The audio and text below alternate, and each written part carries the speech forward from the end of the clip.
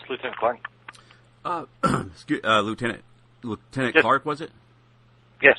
Oh, hi, Lieutenant Clark. Yeah, I just had a question about DUI checkpoints that are conducted. Are you with the Highway Patrol? Excuse me. Yes, sir. Did you guys conduct DUI checkpoints on the roads this New Year's Eve? Don't think we did any sobriety checkpoints. We might have did safety checkpoints, but there's a difference between a DUI checkpoint and safety checkpoints. Okay, so you guys don't set up like roadblocks, and then I know they do that in some states where they set up. Yeah, like we set up. There's two different types of roadblocks. If you're doing specifically looking for DUIs, then it's a lot more complicated, and you have to set up a lot more things. You have to prepare for it. You have to put stuff in the paper for 3 days when that's what you're specifically looking for, and you're setting up, DUI sobriety checkpoints. If you're doing a roadblock, it's not even a roadblock, it's really a safety checkpoint, and you're checking the valid driver's license, insurance, and, any defective equipment, and you're just checking real quick, that's a different thing, and we do those all the time. Okay, so there hasn't been recently like sobriety checkpoints in Oklahoma too much, huh? I mean, is it something that you guys used to do and stopped doing, or?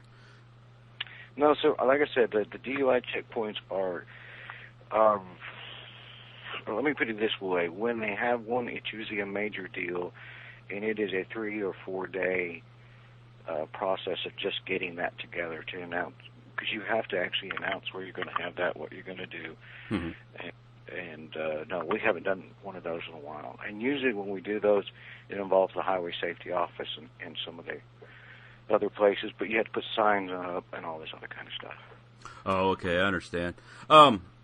Yeah, because I was looking around at some stuff, and there's like a lot of different videos and stuff on blogs on the internet that are where people are kind of they're just not happy with being asked questions about where they're going and stuff like that. Well, the state, the United States Supreme Court says that we can do that. I was wondering, now I would think it'd be more sensible to just go ahead and post officers like at the exits to bars and clubs. Wouldn't that? I mean, that would kind of concentrate your efforts more at the source of where the problem is. Wouldn't you think? Well, how come you guys don't do that? Because those business owners would complain tremendously. Oh, you're saying that you guys put business before life? That doesn't make sense, because I thought the primary objective was safety. You're looking at two different things. There's a difference between a DUI checkpoint and a difference between a safety checkpoint. It's a totally different thing. And if you're coming along and we're setting up a driver's license safety checkpoint on a county road where we're having problems with people that are not having insurance and stuff, when they pull up, we can ask them for their driver's license and insurance, and while we're talking to them, say, hey, where you headed, where you going? The United States Supreme Court says we can do that. Okay, I was just offering that up as a suggestion, because I think it would be a lot more, probably a lot less effort on you guys' part, because I'm sure you can catch a lot more inebriated people that are headed out onto the road if you just go to where they're serving alcohol. I was just, that would make a lot more sense. And then that's, safety, because everything you guys do is primarily centered on keeping everybody safe. So I would say that would be, have you guys ever considered that or thought about it? Or we do safety checkpoints all over the place, in areas that we're having a problem. But what I'm trying to tell you, on sobriety checkpoint, we have to, the United States Supreme Court says we have to do so much more stuff. We have to announce where it's going to be. We have to put up signs. We have to have all kinds of things in place. And, we have to put it in the paper and announce it 3 days in advance, or through the news media. Okay. You understand what I'm saying? Right, but I mean, that's But then once they're set up, and then there's issues with. I mean, it's like if you if you go fishing. I don't know if you like to go. I like to go fishing. I like to do, but like I wouldn't like open up the dam, drain out all the water, and then walk in there and then like, okay, there's a fish. I like that one. Pick it up, and then that's just not. I mean, there's easier ways to do things. What I'm saying, like, you know, you kind of concentrate your efforts by putting, you know, particular bait in the water, stuff like that. And that's what I think. Like, if you're gonna like concentrate your efforts, like go to the source of where the you know all the you know, fish are at. Like, the drunk people are coming out of these particular identified areas where they're serving alcohol. Is not all of our DUIs or the people drinking are coming from bars. They're coming from their house. No, but I mean, from a friend's house. I mean, sure. We can't just set up in one place. Sure, but I mean, like, I think a good, like, say if, like, the fishing analogy again, like, I see over, like, I can see it with my eye. Like, say I see, like, these big honking catfish swimming around in this one kind of, like, tide pool or whatever. I'm going to go ahead and drop my hook right there. You know, so, like, to carry that analogy to the drunk driving, like, I see this club out west of town, and it's like this parking lot packed full of cars, and then inside this establishment, they're serving alcohol, all kinds of, like, strong drinks, lighter drink, you know, and then, like, out of this parking lot comes these drunk people. Kind of, you know, you see my analogy? I would think that would be... I see your analogy. But you got to remember, we have to follow procedures and state law and the law from the Supreme Court. Well, that's what I'm trying to maybe help with. And just recently, in the last 15 years or so, used to, if you watched a car come out of a bar and you stopped it, it was illegal from the United States Supreme Court. They've changed that in the last 15 years, as long as you have probable cause to stop a vehicle. Wait a minute, like, but isn't probable, can you establish probable cause by, you know, you see somebody stumble to their car, so probably they're heading toward their car with their car keys in their hand, they're probably going to be intent on driving, and that you would see a lot more of that type of thing at an establishment where they serve alcohol.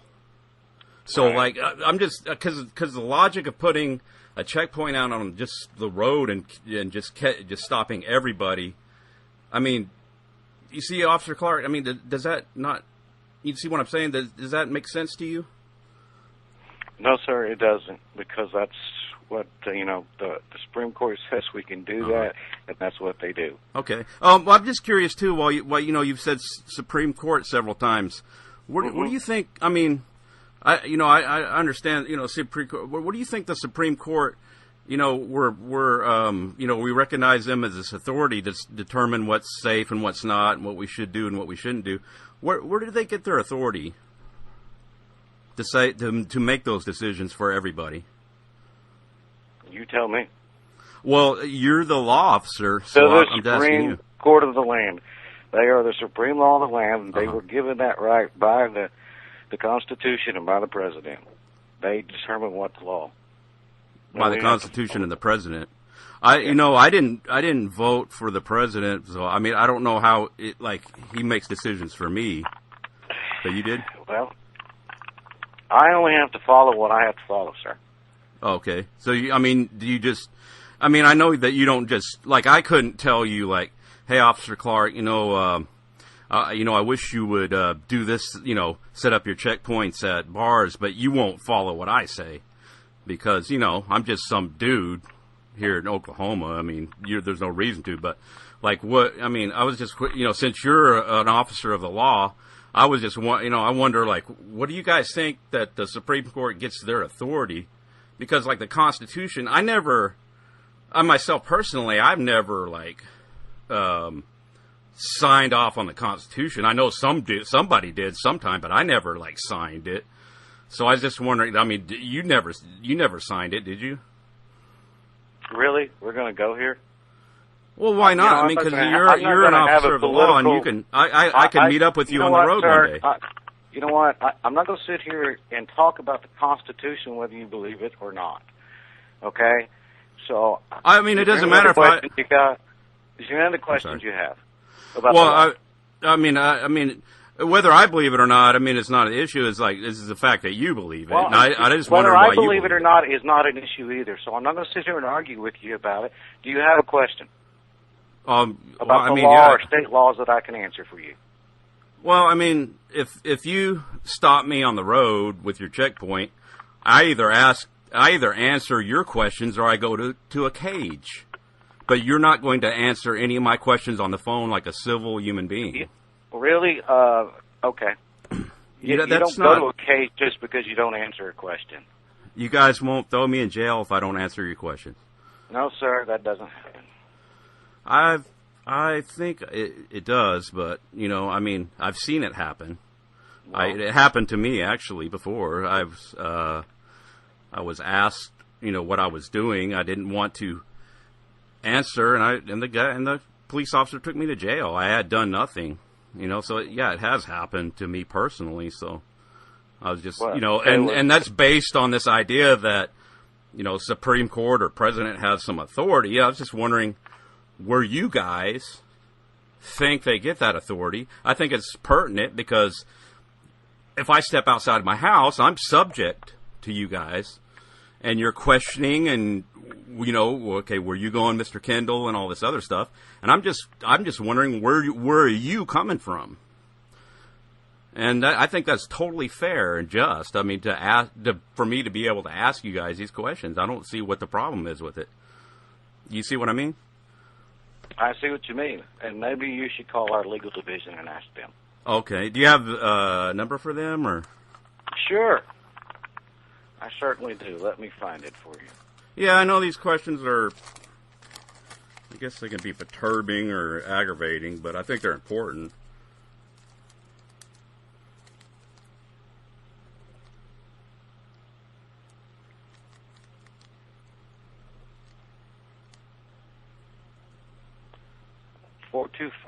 It's area code 405 425 2148. 2148? Yeah. All right, thanks, Officer Clark. Mm-hmm. Yeah, I really appreciate it. You spend a lot of time on the phone, man. I appreciate that. So, yeah, have a good one. Yeah, and, you know, nothing personal against you, man. Just stay safe, and, like, you know, I understand your job is hard, and it's a bunch of shit you got to put up with, and I appreciate that. And so, all right. Have a good one. Well, have a happy New Year. You too. Thanks.